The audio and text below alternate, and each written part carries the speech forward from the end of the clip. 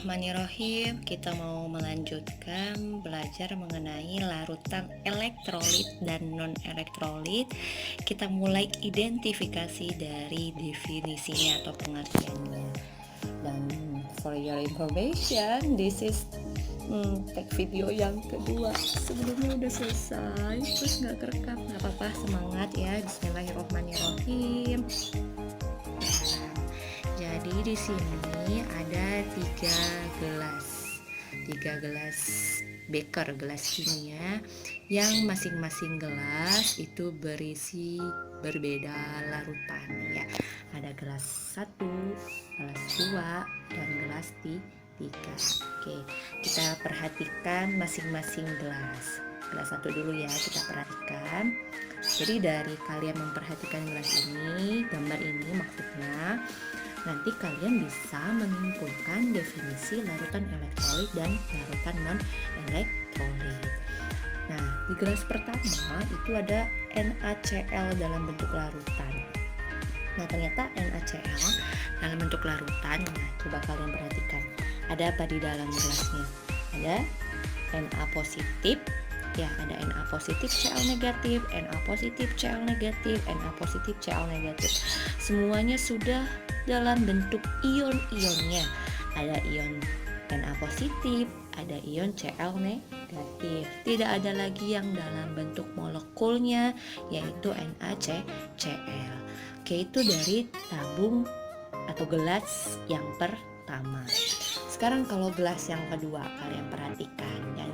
Lihat dulu yang gelas kedua ya. Gelas ketiganya kita tutup dulu. Ya.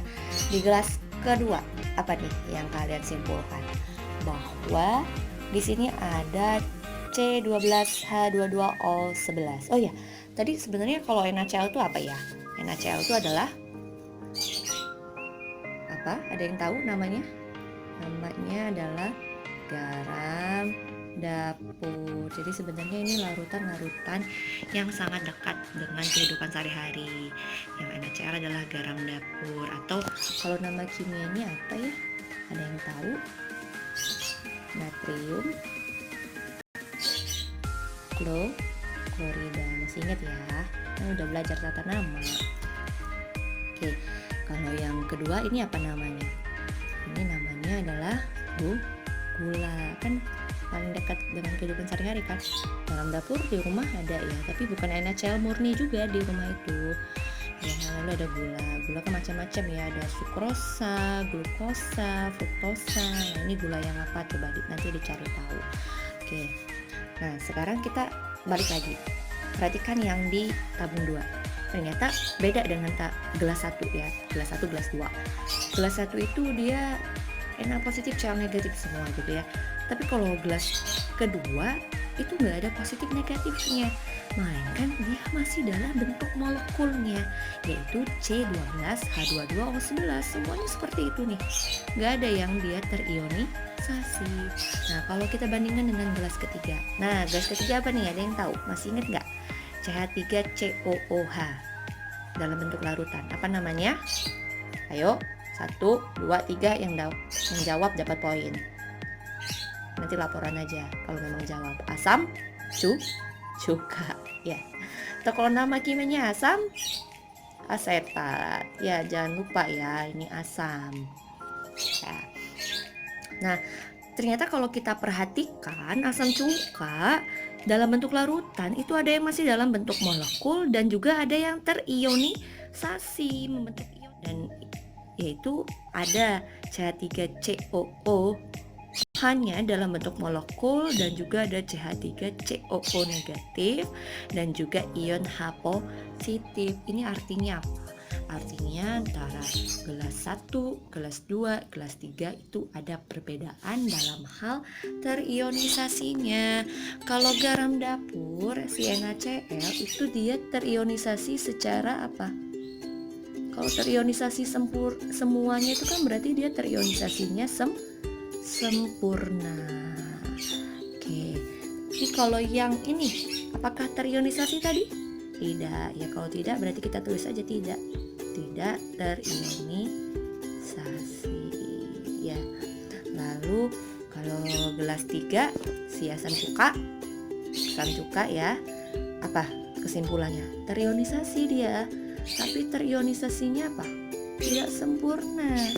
Atau kalau kita sebut dia terionisasinya hanya sebagian saja, atau sering disebut dengan terionisasi parsial.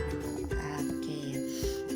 Nah, untuk mendukung data-data yang sudah kita lihat dari gambar ya, ada data terionisasi sempurna, tidak terionisasi, dan terionisasi sebagian dari garam dapur, gula, asam cuka.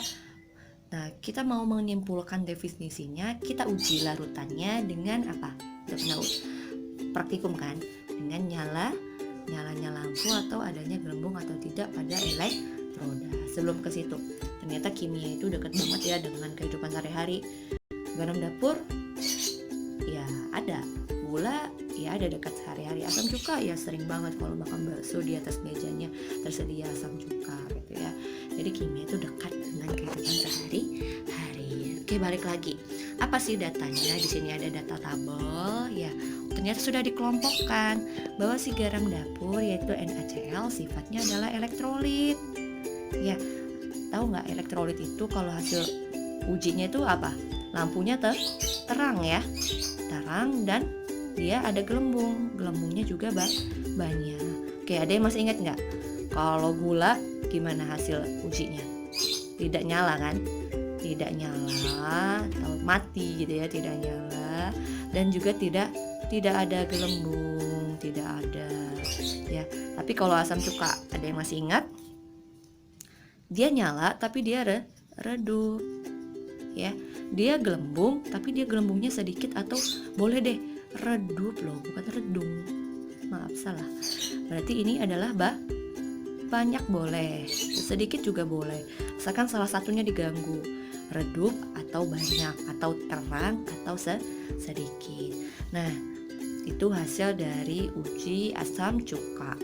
Nah, ternyata kalau dikelompokkan, yang NaCl itu merupakan larutan elektrolit kuat, yang ini elektrolit lemah, dan ternyata gula adalah larutan non elektrolit. Nah, dari cara kita mengidentifikasi dari gambar, dari data percobaan, sudah dapat kesimpulan apa yang dimaksud dengan larutan elektrolit dan larutan non elektrolit. Berdasarkan gambar, berdasarkan hasil uji, ada yang bisa jawab? 1, 2, 3. Iya, ya nanti yang jawab jujur aja nanti laporan aja, nanti dapat poin tambahan. Jadi kalau larutan elektrolit kuat itu adalah larutan yang dia terionisasi sempurna dan bisa menghantarkan listrik. Ya, kalau larutan elektrolit lemah, berarti dia apa nih? Lemah. Oh sorry, ini terbalik ya. Harusnya asam ini non elektrolit, yang lemah itu adalah ini. Ini maaf, berarti ini salah. Ini adalah elektrolit lemah, yang ini adalah non elektrolit. Sorry ya, kalau gula itu kan non ya, gula itu kan tidak terionisasi. Jadi larutan elektrolit lemah adalah larutan yang dia terionisasinya sebagian dan masih bisa menghantarkan listrik nih, karena dia redup ya dan masih ada gelembung. Lalu tapi kalau larutan non elektrolit yaitu gula tadi nih, gula yang ini gelas kedua, dia tidak terionisasi ya. Jadi larutan non elektrolit adalah larutan yang tidak terionisasi dan tidak menghantarkan listrik. Itulah kesimpulannya dari definisi larutan elektrolit dan non elektrolit. Ini bisa kalian baca lagi ya, bisa di screenshot langsung pengertian larutan elektrolit kuat ya. Nih, terionisasi sempurna dan mengantarkan listrik. Lalu elektrolit lemah sebagian dan masih mengantarkan listrik. Non elektrolit tidak terionisasi dan tidak mengantarkan listrik. Oke. Contohnya tadi, kalau kuat garam dapur NaCl. Kalau lemah CH3COOH ya. Kalau non siapa? Contohnya gula. Gimana? Maaf ya kalau kurang jelas videonya, sambil baca buku supaya lebih paham.